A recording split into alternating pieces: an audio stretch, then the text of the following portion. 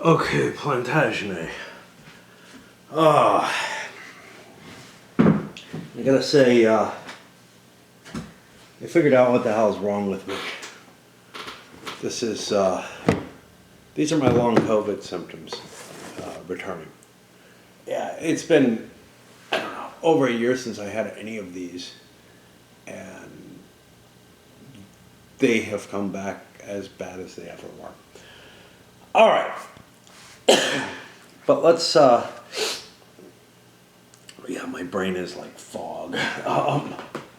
And just, I'm not that sick, but I feel weak. I can hardly breathe, stuff like that.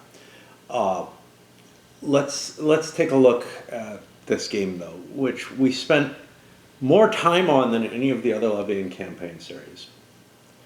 And I'm going to say some kind of, if you don't know me, you're probably going to say, wow, this guy has like just such fucked up opinions. Even if you do know me, you'd probably say that. But I think this may be both the Levian campaign game with the most potential problems in it, but also the one I like the most. And that may just be that I'm more familiar with the history, and others are as well, than we are with any of the other games that have come up in the series in general. An Anglo-centric history. And I always wonder about that, because sometimes I see things that make it sound like English history is more comprehensive than the histories of other nations. And I find that very, very hard to believe. I don't know if what they're just saying is that the works aren't getting translated into English, which makes perfect sense, or if what they're saying is, look, it is really hard to find, like a good medieval history of, say, German territories. And it kind of makes sense, because Germany wasn't a nation in that period, but you could make the same argument with other countries as well. But England, due to its isolation and everything, maybe was a special case. Anyway, let's talk about the game. We'll start with components, because why not? All right. You got your normal little wooden bits for the Levian campaign series. I'm always really iffy about these. They're a pain in the ass to get out of the counter tray. They serve their purpose, but I don't really know. I assume that they're more expensive than some cardboard. And I don't really know that they add anything to the game, or really detract anything either, but they do feel a little weird. And maybe that weirdness is the good thing, is that like, oh, I've got a Euro game here. I might be able to excite people who don't want to play games that are just cardboard pieces. And likewise, these discs, which do serve a very useful purpose, because when they're on the map, they kind of point out where the focus of information is. And that's actually pretty important, because there's a whole lot of informational counters on a map, and this is true of all the Levian campaign. There's a whole lot of informational counters on the map, and then these discs, which kind of show you where the important stuff is happening. But this map has been shrunk down from the first couple Levian campaign games. Inferno had the same issue, although Inferno's was worse because there was more information on the map, maybe. But where there's a lot of informational counters and not a lot of space, a lot of the map gets covered up so that it's hard to see the things you need to see. You also end up with the calendar, which is smaller than in the first couple games. And again, Inferno had this same issue. But In this game, it's not as bad that the calendar is kind of small because there's less that goes up on the calendar than in most Levian campaign games. Let's get that out of the way. That's one of my probably only real concerns with the components. Otherwise, there's some interesting choices that were made. So, for example, most of the Levian campaign games have individual card stock, solid things for each lord in the game with all the lords' information printed on there. Here they don't do that. They give you generic ones, and then there are lord cards which provide you with the information that's on that each lord actually needs. That's a workable situation and causes no issues whatsoever.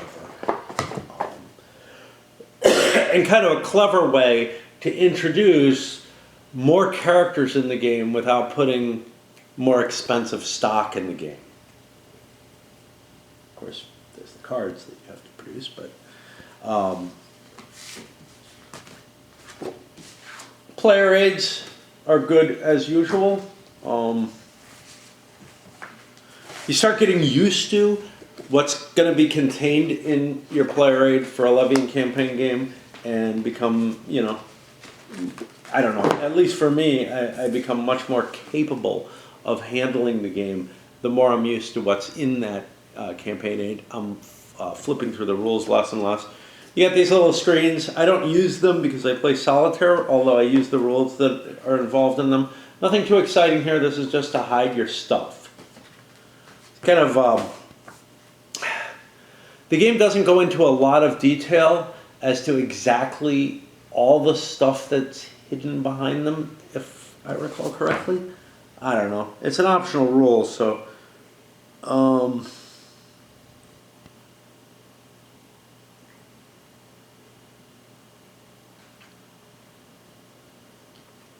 don't even know where the rule is covered. Just to show you how little I recall of this. Like, it's not something I ever look up to see, oh, is that behind the screen, is that not? There's certain information that essentially can't be behind the screen, or if it's behind the screen, it doesn't make a damn bit of difference.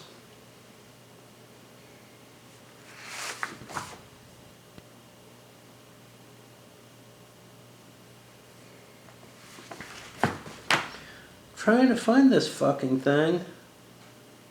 Components 3. Will it tell me where I go? 2 screens. 1.5.3. Under lords and vassals. That should be a sign of something. Hidden maps option. Yeah. So this is the extent of the rule for the hidden thing. For Fog of War, players may agree to hide their mustered lord's mats and capability cards behind screens except when in battle. Players declare hidden vassals, assets, cards, and troops only as needed to verify. Yeah, there's a certain amount of information, though, that you will know from the other player's actions. The only thing that's hidden behind there, I think, is the actual mats, which means the amount of cards you have available is probably a knowable value. Trying to think what else. The actions that you take are apparent when you do a muster or something like that. I think you have to announce it. So there's a lot of hidden trackable information behind there, I guess. The other option is more what I did, which is, okay, more is hidden than just the mats, which is, and that's probably where I get into trouble. But it makes some of the information not hidden trackable. Things like the selection of what capability cards that you end up taking that go under the mat, that actual selection would be a secret thing. Because honestly, all the information behind the screens is hidden trackable information unless you hide some of the actions that you take. Like, did I muster? Did I do this? Now, some of the actions have to be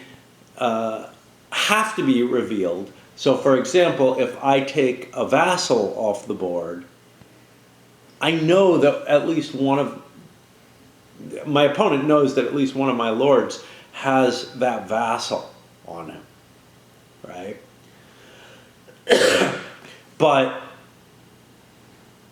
by playing by the rules themselves as written and not extending them at all to try to create a real fog of war of any kind, I would have to announce the lord who had the vassal up front. And now, now the screen is just there to hinder, to hinder my memory. And, the argument against hidden trackable information is somebody with a pencil and paper can keep track of every single thing that's on the board, so it's all open anyway, so why are we doing this? Now my argument is, yeah, but just like it doesn't say that I can take these extra secret moves, it also doesn't say that you can track things with a pencil and paper. So, if we're playing with the rules one way, we should play with strict rules the other, and no, you shouldn't be allowed those things, because obviously the intent is to hide this from you and to rely on memory. And then the argument is, well, the game shouldn't be about memory, and my argument to that is, well, then it shouldn't be about other individual advantages that we all have, like the capacity, to analyze the problem, or a capability of using the rules effectively, stuff like that. Everything that we have up here is different, and people bring different advantages. Ability to calculate probabilities, to make good decisions. All this stuff is all individual to the person, and you should never. My feeling is that people who argue against, the thing they don't like trying to remember stuff. I don't want to play a game of concentration. Okay, well, maybe I don't want to play a game of combinatorics, whatever. Anyway. Where are we? The rules themselves are kind of an interesting beast. So Levian Campaign has taken this odd stance on rules.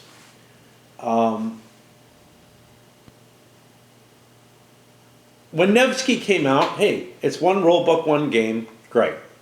But there was the knowledge that there was a series coming, and there were more games in that series coming and being worked on. And as the games started showing up, what happened was you had these little, here's a change from the rules in Nevsky, right? A little marker to indicate it's not the same. So Almoravid had that as its issue, or as its means of expressing things. And that's become kind of the common standard here. It's not the best way to handle a series. Like, a series should have a standard set of rules and a set of rules that reflect the special cases for any scenario. But the special cases are kind of wormed in weird places depending on the game. So in a sense, the whole Levian Campaign series kind of has held together with one set of rules, mainly being in existence throughout all the games, but with little insertions here and there, and they're kind of in odd places. And it's kind of like playing 18XX games, although there's no absolute standard for XX. Like, I take 1830 as the standard, but honestly, it wasn't the first one. So is that really fair? But here there was a first, so they all kind of reflect back and say, well, here's changes from that Nevsky. All right. Sometimes the changes are fairly drastic, though, and they happen at different places. It's not like, we expect just, I don't know. I'm trying to think of something. Yeah. So like in the Victory in the West series, there would be a standard set of rules that handle the entire game and an exclusive set of rules, and that worked fine for all of them until you got to Sicily, at which point things were actually withdrawn from the rules and added and everything. And there's a little bit of that going on in each one of these. This one, changes things the most. And it changes things drastically enough that I would argue that what we're looking at isn't really, like, this game could not have fit very easily the standard rules, exclusive rules model that SPI kind of pioneered, where, yeah, this is the exact same game as all these others, but there's these rules additions, and maybe you withdraw a rule or something, but for the most part, the core system stays the same. This one starts tinkering with the core system in some pretty major ways. And to me, that's the point where it stops being part of a series, right?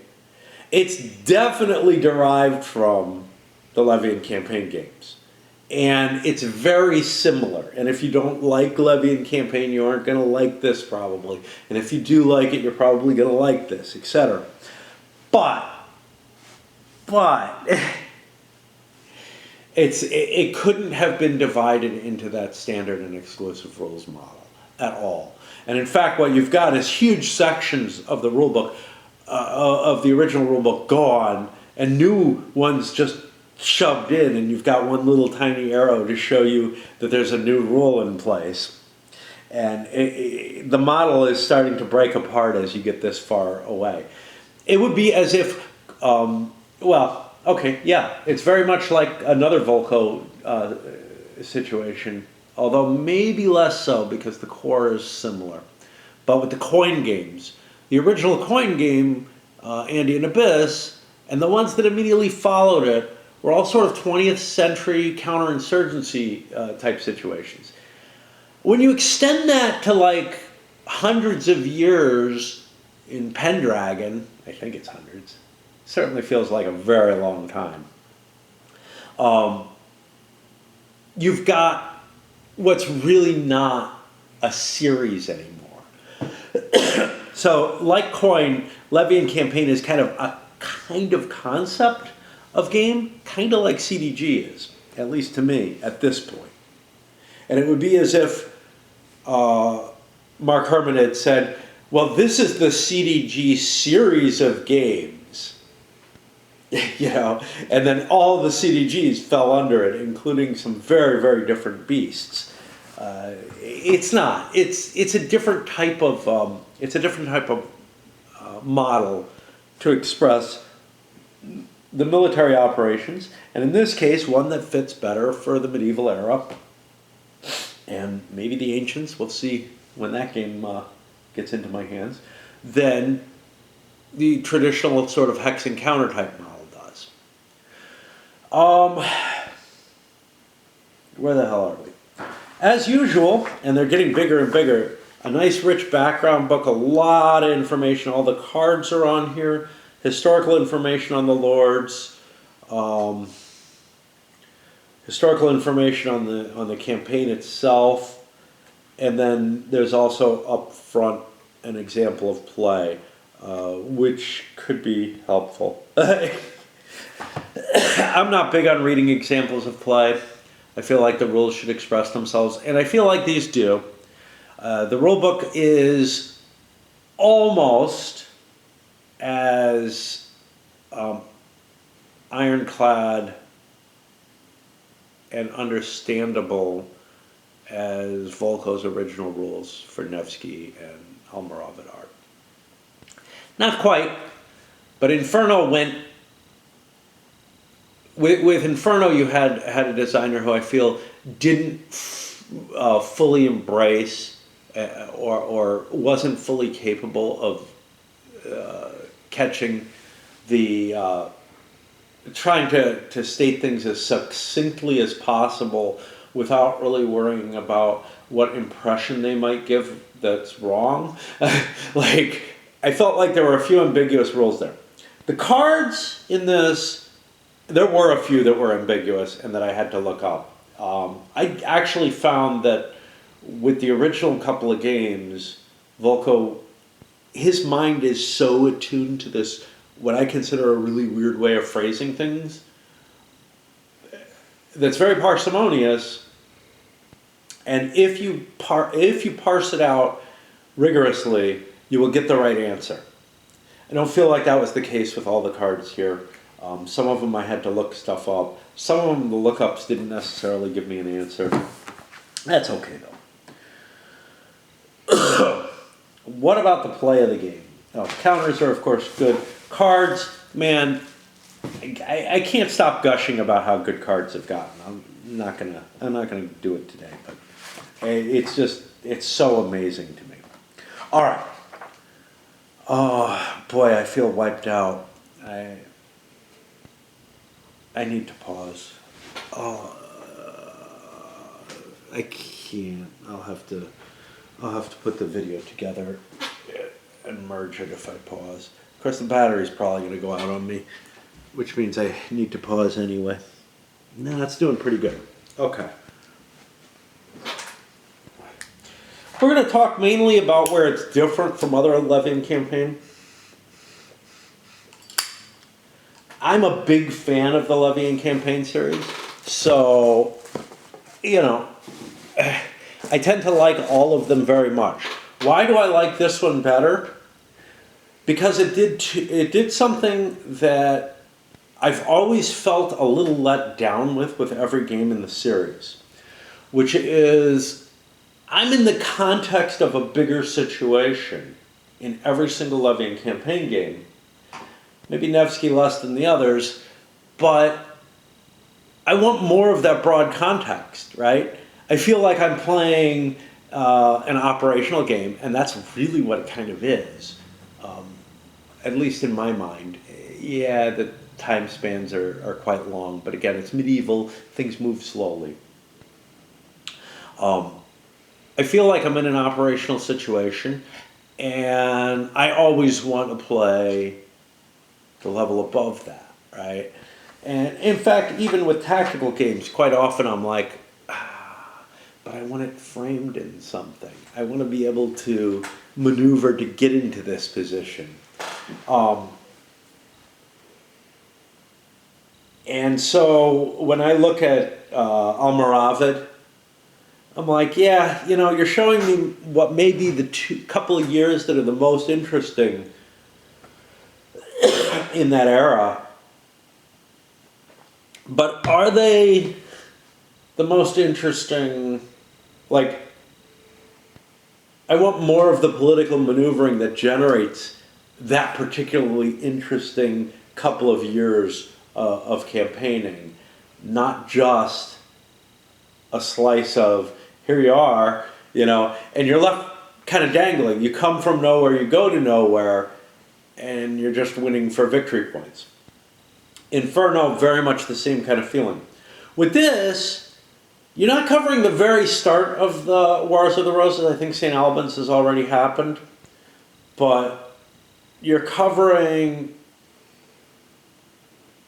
a series of these important wars. What you don't have is a framing context in the sense that it's playable. Instead, what you have is the results from scenario A give you scenario B. The results from scenario B give you scenario C. Now that kind of breaks down at the end. And that's the other thing that I really like, which is I know enough about the history to be able to, at least in my mind, critique what I see going on. So one of the big things, and one of my viewers is even more hung up on this than I am, is the idea that, like, Edward of March, after York dies, isn't really that important as a leader of the household, etc. He's fine in battle, but he's not that important as a leader of the household in terms of influencing people. And he's not, what's really painful is he isn't given a marshal or lieutenant's position until he becomes Edward IV, which means Warwick and his younger brother Gloucester are basically the ones who are leading the military campaign. And Edward was at least the figurehead that was leading the campaign. So it's very painful to me to see him being treated this way. And he's capable, He proved himself capable both as a military leader, but also later as a king. And I'm very disturbed by the fact that he just does not have the capabilities that he should. Now, this is the kind of thing that you can fix in the game very easily. Among other things, you could just say, okay, I'll use the Edward IV card for him under these circumstances. Or you could boost some of his stats or whatever. And when I start thinking along those lines, and I can't do that in any of the other Levian campaign games because I don't know enough about the scenario to be able to do it. When you start thinking along those lines, that's when the game really starts winning my heart over, which is when I look at it and I say, yeah, but it's not quite right. It's doing so much well. And I'm thinking about things like Europa Universalis here that, really grasp me so much, but I feel like, yeah, they didn't quite get this. And then that desire to fiddle and fix it, at least for my tastes, brings the game and makes it more alive and better for me. And you'll see that I've made here and there I've played games that I've played enough times that I've fiddled with the rules and made them more to my liking. And sometimes I can do it right away. Here I could have done it right away. On the third scenario, the final war, I did have to do it because I couldn't tolerate the choices that third scenario made. I didn't fiddle with Edward of March though, but I did fiddle with what the setup was. I couldn't stand the fact that Warwick kept coming back to life. He was dead, damn it. Okay. Anything too exciting here? So, this game, so most of the games in the Levian campaign series focus around a couple of different options that you have. One is to pillage territory and get victory points that way, and it tends to be a very temporary sort of victory points. But on the last sort of year of the campaign, or last whatever sequence it operates on, it's almost always yearly. In the last year of the campaign, you might end up getting good value out of raiding. Elsewhere, it's a lot less. You're putting a lot less victory points on the board through raiding. And what you really want to do is capture strongholds. So the game is one about sieging locations, raiding locations, knocking lords out permanently, stuff like that, and trying to get yourself in a position where you can militarily win the game. Like I said, this doesn't feel very much like the rest of the Levian campaign series. This one's about gaining influence. And you get these little markers with a rose on them as you get the favor of various locations in the game. And there's a generic victory point track. Now there's always sort of a victory point value that's kept. Usually it's a static value, right, in a Levian campaign game. So in the Levian campaign games, generally you'll have points for capturing locations that you've captured, points for locations that you've ravaged. You might get some points that are, one-time only gains or something like that occur there. But it's generally, really, the victory point track in those games is a mnemonic device to help you assimilate all the information that's actually present in the board state to see who's winning. That ain't how this one works. This one works in a very, very different sort of fashion, which is you have influence points. And you generate these dynamically. Every turn, you get influence points for being in the more advantageous position. Also, winning battles can get you a slew of influence points.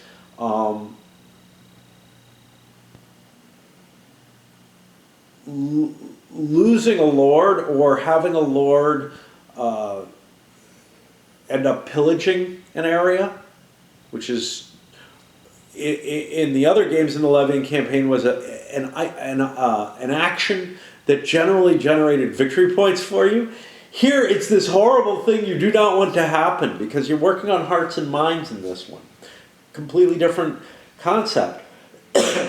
And because you're working on hearts and minds, whenever you do a pillage, it makes everybody, it makes England as a whole like you less, and it also makes locations right near where you did this turn against you, which is a problematic thing.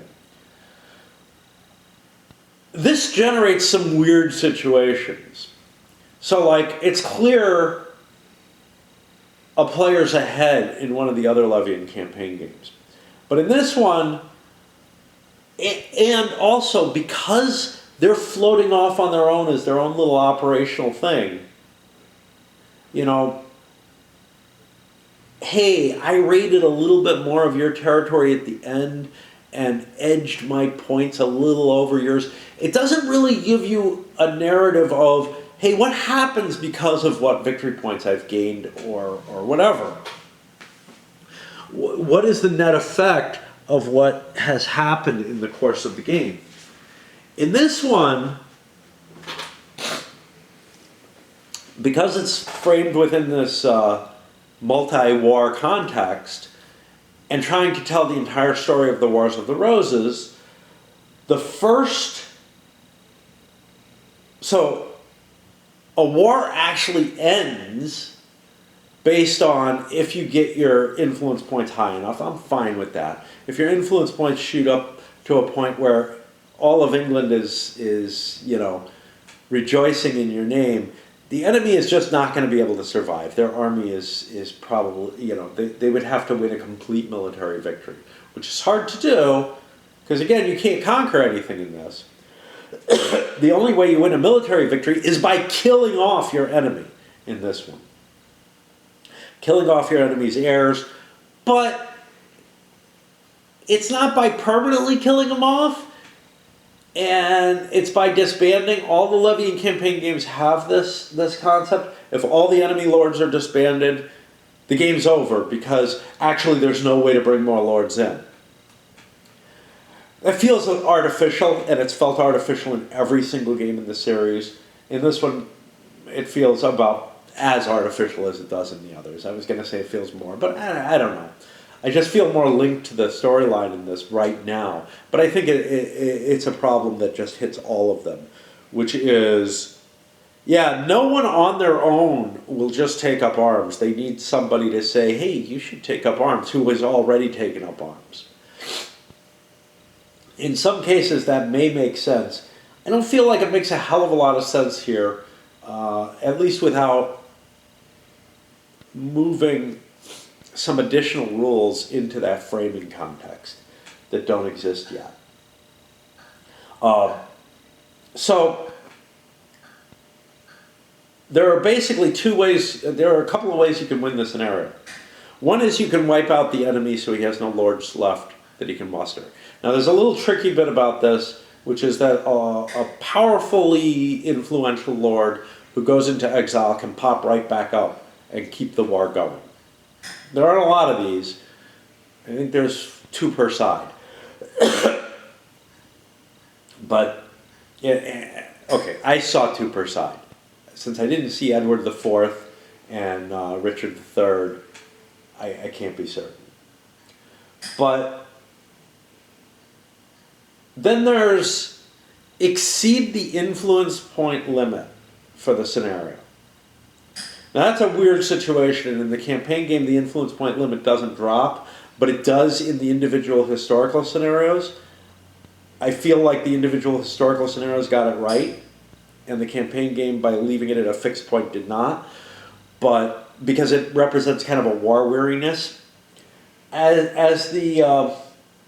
no matter what, you just have to get such an overwhelming support in England that the other side throws in the towel, because they know they can't fight against the population as a whole.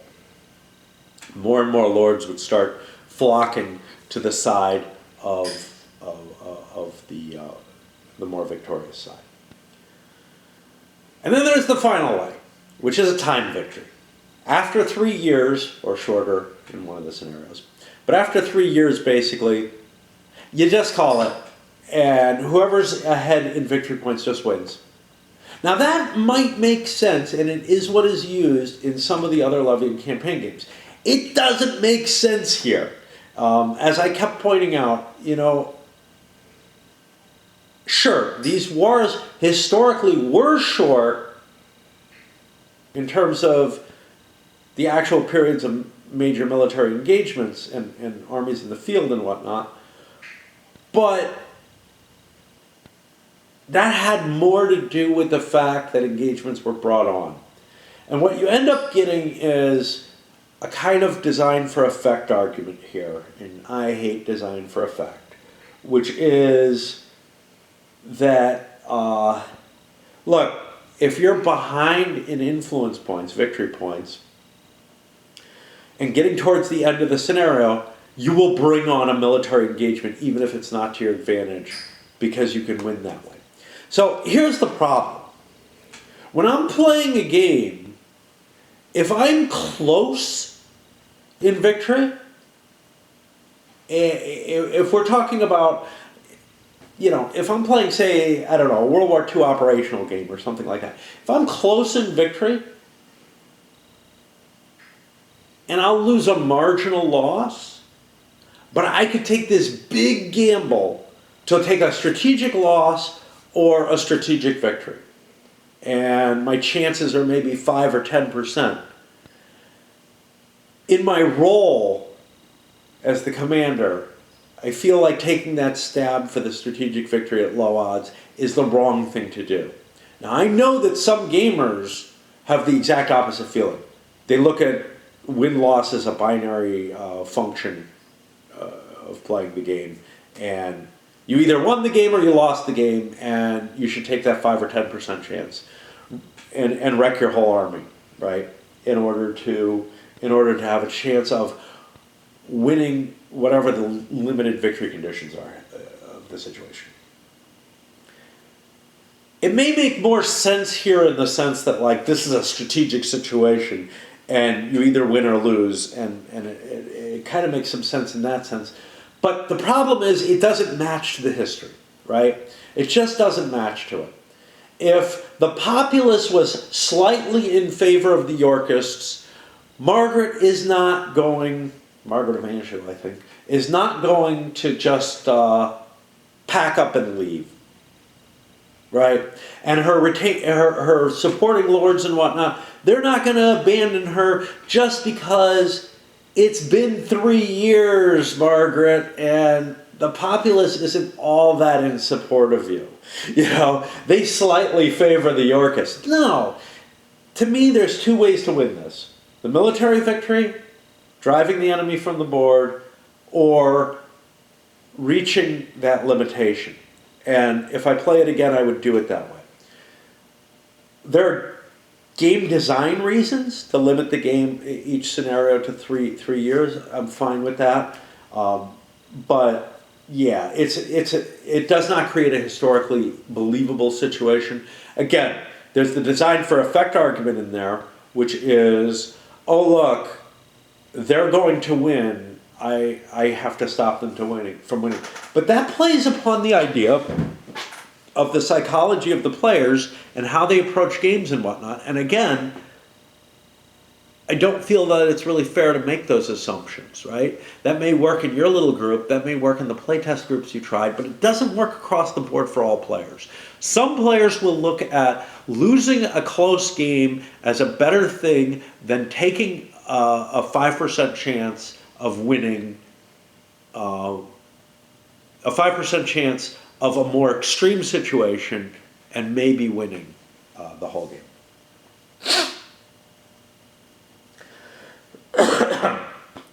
There are a number of things that are handled a little different on this. Other games in the Levian campaign series, I'm going to have to break anyhow, right? Yeah.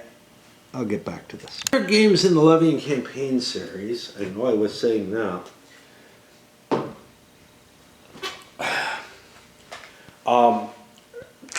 Track how lords stay on the board and whatnot in a different fashion than this one.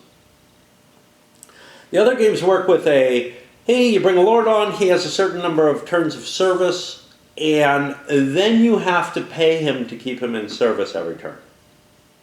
Beyond that. In order to push the markers on the calendar forward so that he doesn't disband. And that becomes one of the major factors as to how many lords you can keep in play, how much taxation you have to do to keep people, with cash on hand so that they can keep themselves in the field.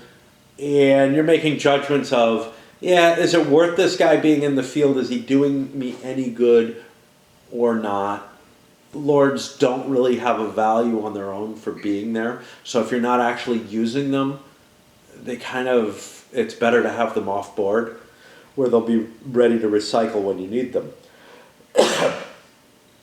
This again doesn't work that way.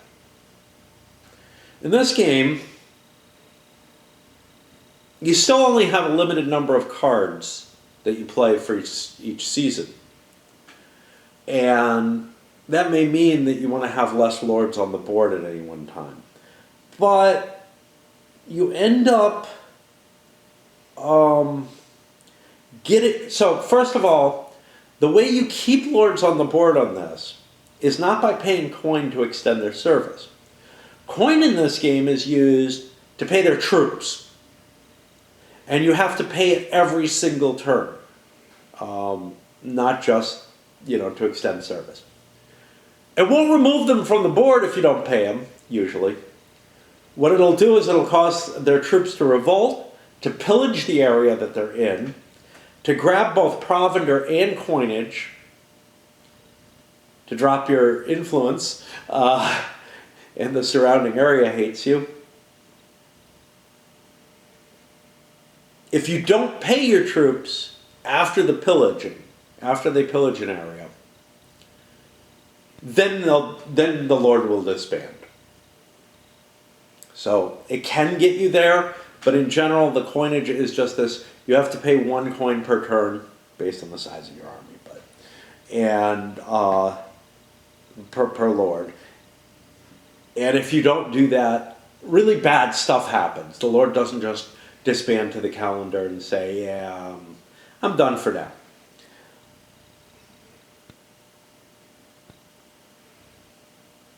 So, how do lords leave the game in general? Well, every lord you have on the board, you basically have to pay influence to keep on the board. And it's 1 point unless you're in exile. Influence is your victory points. It's a different model, right? You still don't want to have lords that you're not using on the board. But that different model is a little weirder because there's this flow of influence points that comes to you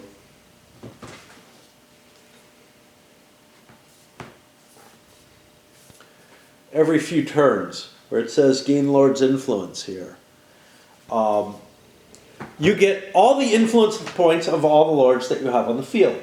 Now, for very high influence lords, you want to keep them in the field the whole time, even if they're not doing anything, because they have to tax and they have to pay their troops, so that's the one negative there.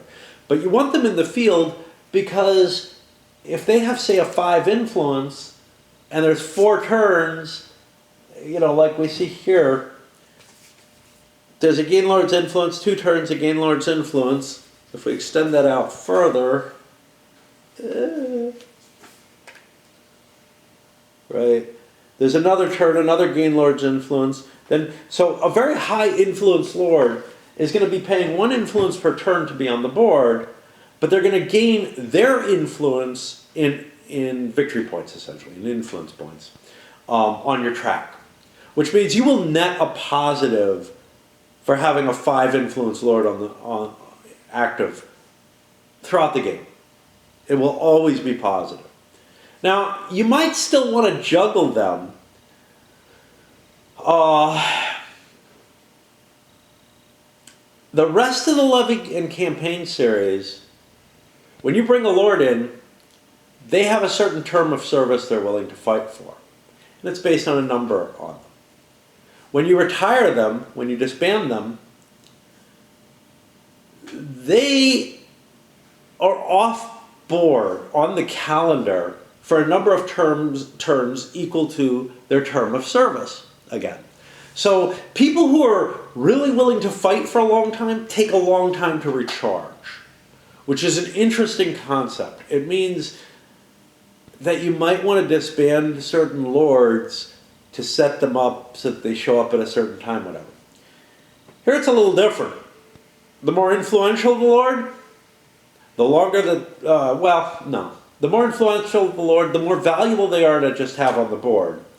But they also come back more quickly. Basically, the recycle rate is 6 turns minus the lord's influence, which means a 5 lord influence will recycle in 1 turn.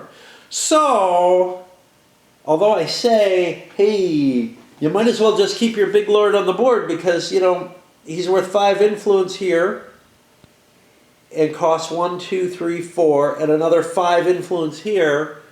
So you're looking at plus 6 influence. Yeah, but what if instead you have him on the board here, you get his 5 influence, you pay for him here, so you've paid 2 to get 5.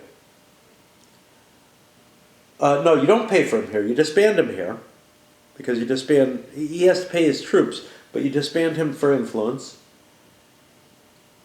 And then you wait, get him here, you're not going to have to pay for him, you re-muster him.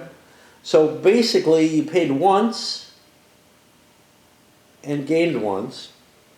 So you gained a net of 4. You didn't pay here. You didn't pay here.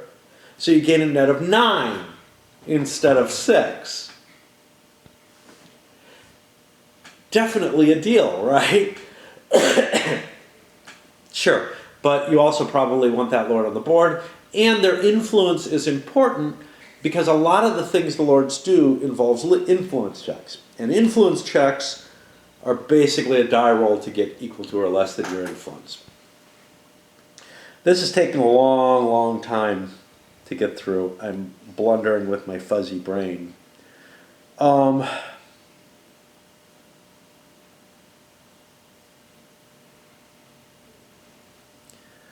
Trying to see if there's anything else. So the way supplies work in this is different from most of them. Most of the games in the series, you have a supply source. You hook up your carts to that supply source, and as long as you take a supply action, you can grab supplies. In this one, there's the concept of depleted and exhausted markers, which changes the whole supply situation, logistics of the game. What it means is you have to move from area to area. Now, this happened in the other levy and campaign games in the sense that if you pillaged an area, it would no longer be a supply source. But as long as you left the area alone, you could feed off the land safely, forever, right? Like, you could roll dice, things might go wrong. Let's leave that alone. But what you could always do is you could always trace back to your healthy areas in the background and grab supplies from them and haul them all. That's not the case here. Every time you draw supplies or tax an area, it gets a level of exhaustion. And once an area it gets depleted, then exhausted. Once an area reaches that exhausted state, then it is no longer eligible to be taxed, pillaged, or foraged in, nor can it serve as a supply source. Now there's one little fix to all of this, which is if you have boats and you're near a port, you can supply infinitely through that. Not each boat carries so much supply or whatever, but the point is that the supply source becomes more like an other levy and campaign supply source, which is that you can keep drawing from it, and each time you draw from it, it never depletes the port, the boats, whatever's beyond that. The supplies are all there. What this means is, as you start eating up the materials in a particular area of the country, you kind of have to move on or figure out some other way of doing things. Now, there are grow phases which slowly return the land to fecundity, and and then there's one more thing on the calendar which really pissed me off to no end, which is the waste phase. What happens on the waste phase is so in most of the levying campaign, waste happens at the end of every turn. If you have too much material with a given lord, he loses a little bit of his material. It's an interesting mechanism, it works fine. I've never had any objection to it. In this one, at the end of every year, you hit a waste stage. Certain of your stuff, certain of your assets, carts, ships, provender, you lose half of it. Bang, just like that. Okay? It's kind of weird. It makes the bookkeeping logistics different from what it would be in other levying campaigns. Because in others, you just expect this slow trickle if you have too much stuff with a given lord. And it's hard to have a lord in the field without having too much stuff, because it's really easy to hit too much stuff. Basically, if you have anything to prepare you for the next turn, you have too much stuff. But in this one, you just lose half these things off of you. But then you also completely reset your cash on hand and your troops. Now, I kind of get the troops. I kind of get both sides of it. The troops, look, that means that, like, if you had hired mercenaries, both of these work just the same, which means if you've taken losses, this is great, you're recuperating, and you're getting new troops back, you're getting new money to support your troops. But if you just raised troops to give yourself an overlarge army, which is generally a bad idea, so it didn't happen in my game. But if you just raised new troops, but much more likely, if you just raised coin through taxes and hoarded up a bunch of coin, the waste phase gets rid of all that. All your excess is gone. You're back to your starting value. This pisses me off to no end. First of all, it's counterintuitive, and therefore, as I was playing and trying to learn the system, trying to learn how to use the logistics and supply sides of the game, I think my raid is done, in a way that didn't fuck me over, I got fucked over by this waste thing. But secondly, I have a lot of trouble making sense out of it. The designer comes back with an argument of, look, your money is not like cash that you're actually taxing. Even though we called it tax, that's to stay in conformance with the rest of the series. It's really you're gathering loans. And, if you didn't use those loans, they're going to be called back and whatever. Kind of like, that still doesn't really make sense. First of all, if I borrowed money, right, and didn't use that money, and I pay you back, say, look, but I do still really need it, right? I thought I was going to do something else with it. I wouldn't lose all of it, right? I wouldn't lose my entire access to that stockpile that I had gathered as a war chest. So, again, I feel like there's some design for effect bullshit going on here that I really don't like. I need to come back because I need to check on Raid, and God, I'm feeling sick. I honestly think I'm going to have to skip dancing again this week. It's today, and I feel so shitty. Okay. What do we got here?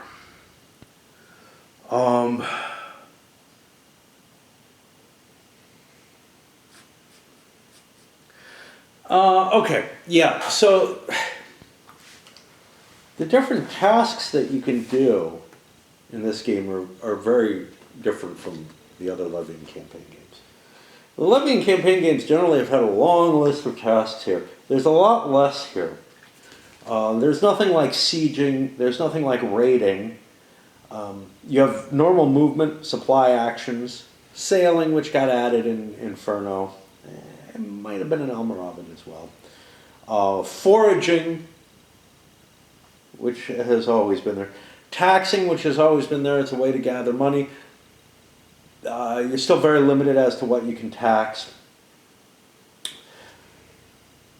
But it's gotten rid of the siege actions. It's gotten rid of the deliberate pillaging of territory, which were sort of the major ways to win the other Levian campaign games. But it's added this new one, Parlay. Now, Parlay is also usable in your muster phase as well. But what Parlay basically is it, as an action, if you're sitting on a stronghold, you can convert it one in your favor. So basically there's a trinary value for each location on the board, which is either pro-York, pro-Lancaster, or neutral.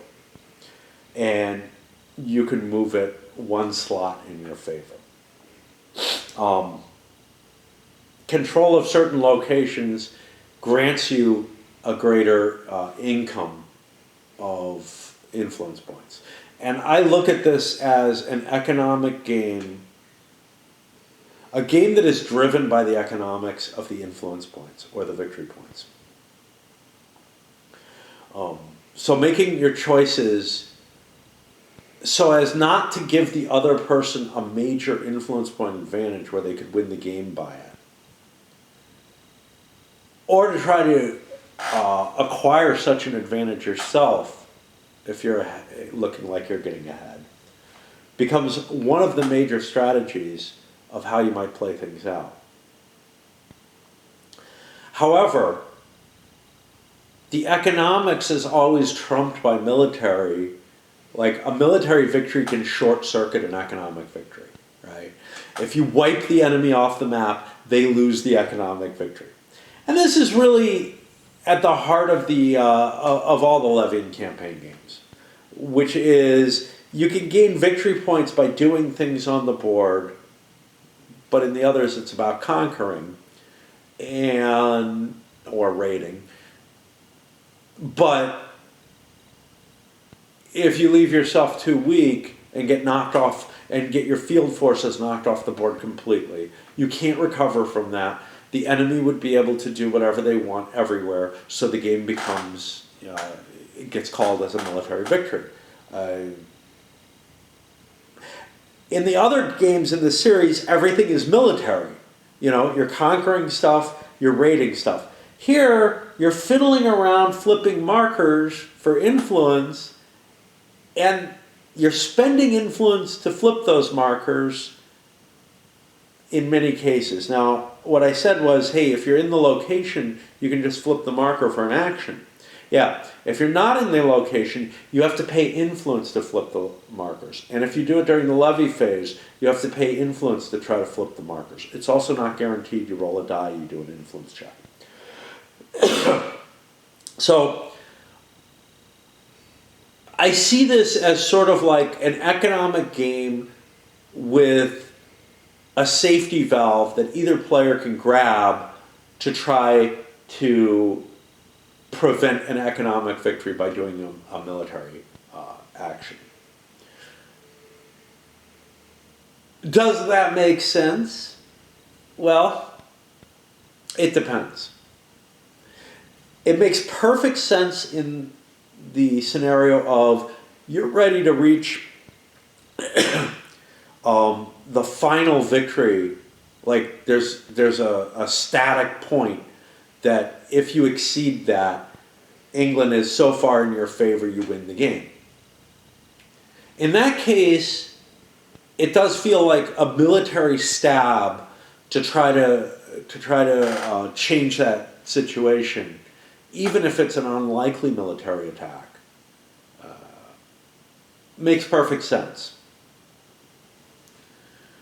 What doesn't make as good a sense is the, oh gee, I'm a little bit ahead at the end of 3 years, which, again, I went into that already.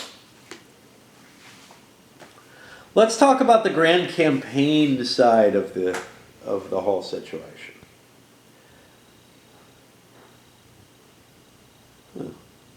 That's 26. Something I don't recognize.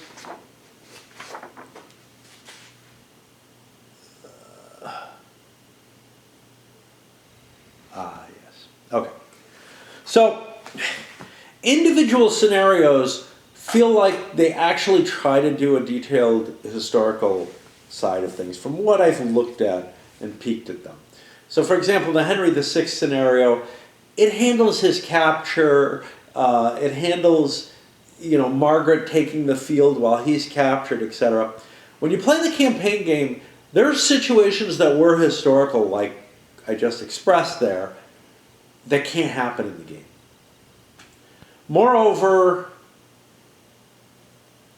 the attempt to set up a scenario, especially a what-if scenario, based on like something. When I say what if, I mean what we saw was the Lancastrians won every single war, which meant that we were going off the rails of history more and more. It involves programming the cards because the cards kind of express the power dynamics between the two factions. It tries to take into account which lords have died and which haven't, stuff like that. I played the first scenario by the book, of course. I was unhappy that it couldn't even possibly generate the same historical situation that the first historical scenario could, because it didn't handle the idea of the capture of the king. I don't know why. I didn't think about it too hard. There might be a good reason why I can't, but I didn't see one right off the bat. I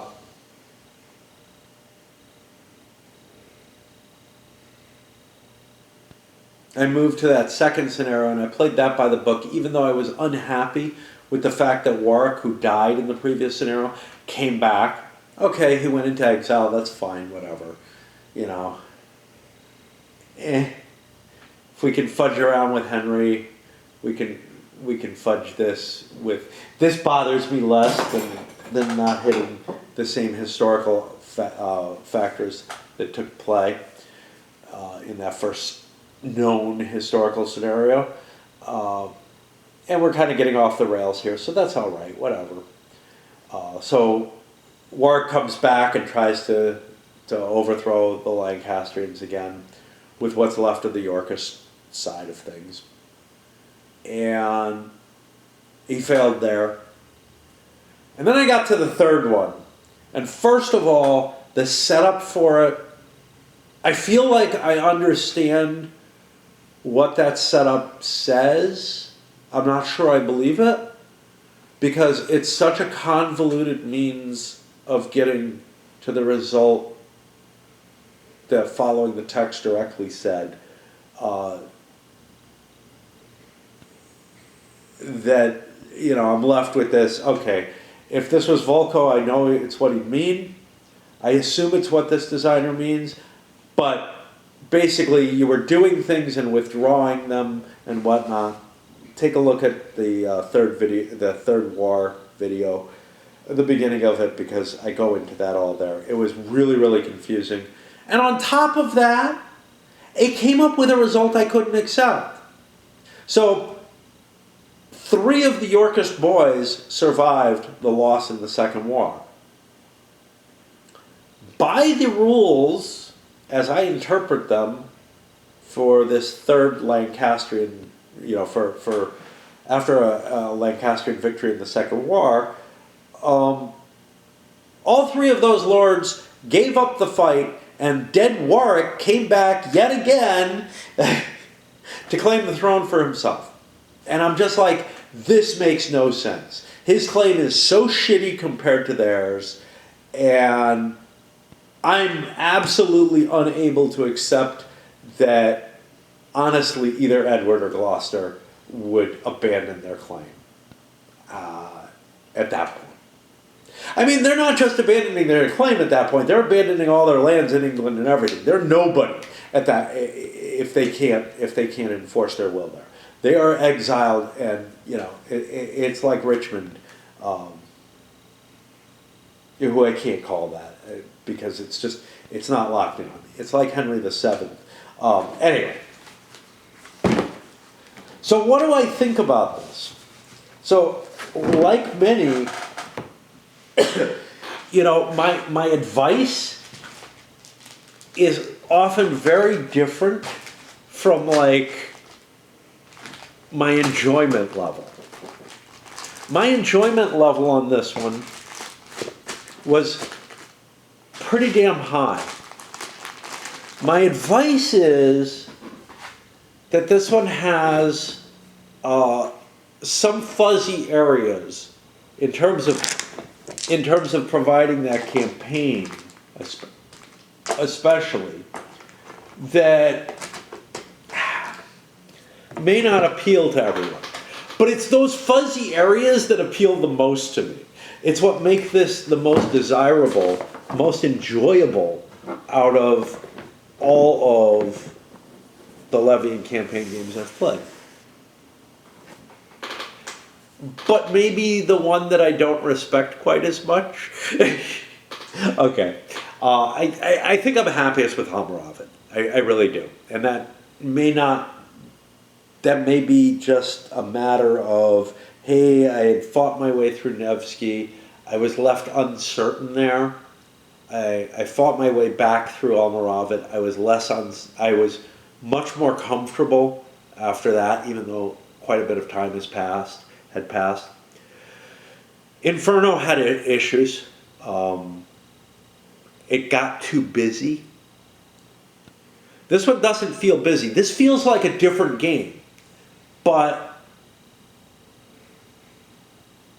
I think I like this one the most. I think it feels like Inferno, like it has a few rough edges, etc. on it.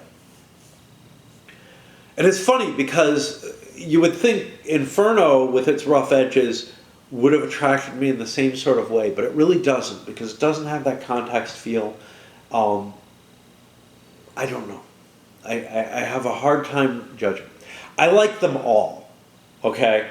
Don't get me wrong. I get a kick out of every single one of them. I love the story that they tell.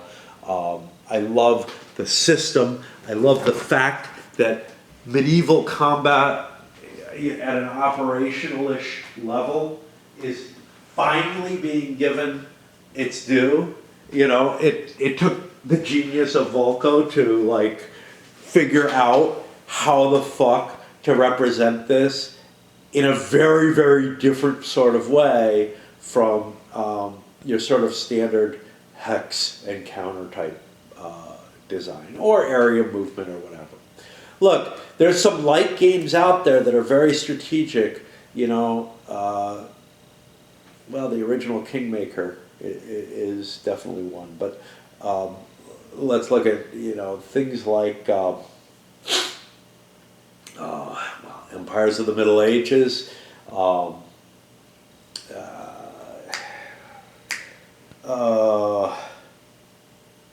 Trying to remember what it's called. I want to call it Warriors of God. I think that may be it. It's the battles between France and England over the crown, etc. Gotta have it over here somewhere. See, you got Pendragon there. Yeah, Warriors of God. I have the Japanese one of that kicking around too. I really ought to get to play that. But none of them gave any of that sort of operational feel. And this really kind of drills down and gets you, Levian campaign in general, really drills down and gets you something that hasn't been present anywhere else. And that works far better than trying to translate systems that were designed for other eras. It really does capture this feeling of, you have temporary troops. You don't have a field army in the medieval era, for the most part. You generally are constantly having to raise up your army, and you're having to worry about the logistical side of it to keep that army in the field. It's a hard task.